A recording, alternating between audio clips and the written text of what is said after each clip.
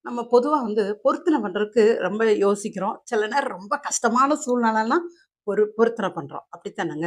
நீங்க யாக்கோபு எடுத்துட்டீங்கன்னா, அதாவதுங்க ஆதியாகமம் 28 அதிகாரத்துல யாக்கோபு என்ன செய்றாருன்னா, அவன கடவுள் ஒரு இடத்துல சந்திக்கிறார். அப்படித்தானங்க? அந்த இடத்துக்கு அவன் என்ன தெரியுமா பேர் வைக்கிறான்? பெயர்செபான்னு சொல்லி சாரிங்க பெத்தேல்ன்னு சொல்லி அந்த பேர் வைக்கிறாங்க. அந்த அந்த பெத்தேல்ல அவன் என்ன செய்றான்? தான் படுத்து தூங்குனான் பார்த்தீங்களா? அதுல அவன் தலைக்கு ஒரு கல்லு வச்சிருக்கான். அந்த கல்ல ஞாபகமா வைக்கிறான். வச்சுட்டு, "ஏசப்பா கடவுளே, ஏசப்பா என்ன மட்டும் நீங்க நல்லா எங்க மாமா வீட்லருந்து பாதுகாத்து கொண்டு வந்துட்டீங்கன்னு வச்சுக்கங்க. அப்ப எனக்குள்ள இருக்கிற எனக்கு நான் அங்கருந்து வெறுங்கையா நான் போறேன். அங்கருந்து எனக்கு நெறைய ஆஸ்தி, ஐஸ்வர்யம் குடுத்தீங்கன்னா, அத நான் உங்களுக்கு தசம பாகம் தருவேன்னு" சொல்லி ஒரு பொருத்தனை பண்றாங்க. கடவுள் அப்படியே அந்த பொருத்தனையை ஏற்றுக்கொண்டாருங்க.